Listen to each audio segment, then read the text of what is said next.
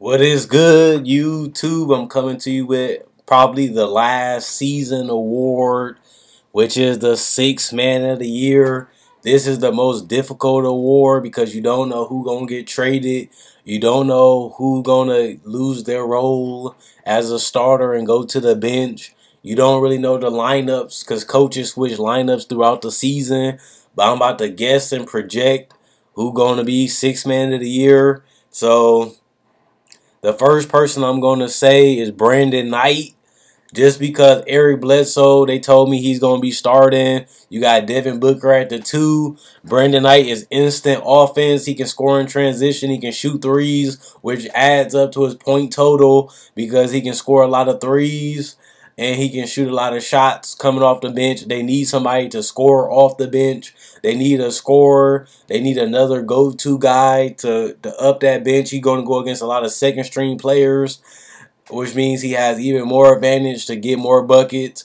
And he has more free will because he's coming off the bench. He don't have to play with the starters, which means he get more shots. Brandon Knight is probably going to be the Sixth Man of the Year or the runner-up for the award just because he's coming off the bench and he's going to get a lot of easy opportunities against the second-string players, and he gets more shot attempts. Joe Johnson for the Utah Jazz. He's going to be a guy going against the second-string players. He still can play. He showed that in Miami. He still can stretch out the floor. He's still a good ISO scorer. He still has the fundamentals. He still knows how to get the job done. He knows how to pull up. He knows how to get to the free throw line. He's still clutch. And he still can get a lot of in-the-system offense, which means spot-up three, spot-up mid-range, some transition buckets every once in a while, and some free throws, which means he's just going to score easy buckets just for playing with good players like Rudy Gobert, Derek Favors, Gordon Hayward, and George Hill. He's going to get a lot of easy buckets for playing with them. And he's older, so he's not really a starter anymore, even though he could start on certain teams. But he's at the point of his career where he's on the downslide of retirement, but he still have a lot left in the tank.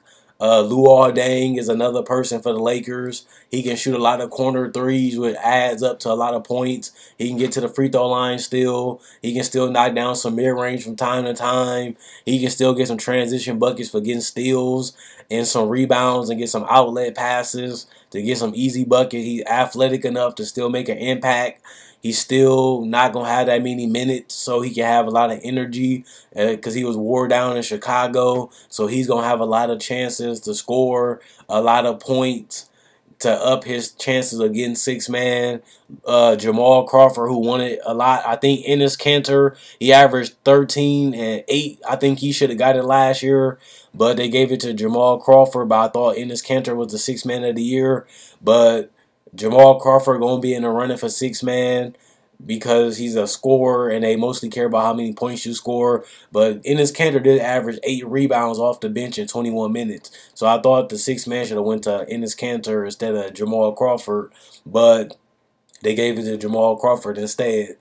Another player that could win it is Lou Williams for the Lakers too.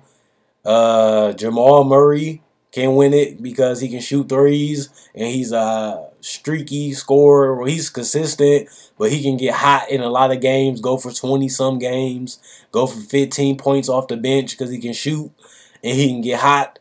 I can see him getting a lot of points off the bench. Doug McDermott, I can see him getting a lot of points off the bench because he's going to get more minutes and more playing time.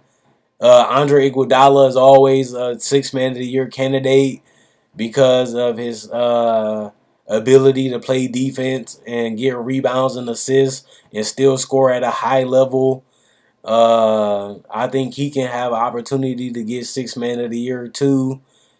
But the person I think that's going to win the Sixth-Man of the Year is probably going to be, let me see.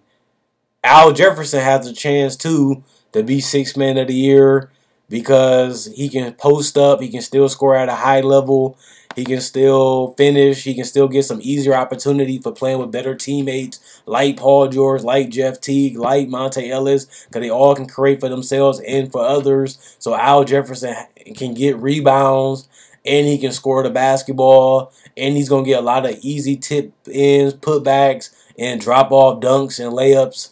So he's going to have a huge opportunity, but I think it's going to be Brandon Knight just because he can shoot threes. He's going to get a lot of minutes coming off the bench.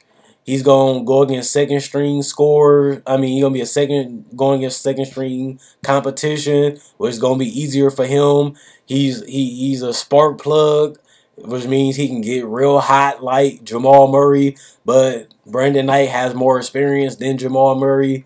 And I think he can average like 13, 14 points and like 3 assists and like 4 boards and shoot a decent percentage. So I think the 6th man of the year probably going to be between Al Jefferson and Brandon Knight. Let me know what you guys think. Comment, like, subscribe, and share. This Quinn Wade Basketball Nonsense signing out. And let me know who you think going to win the award.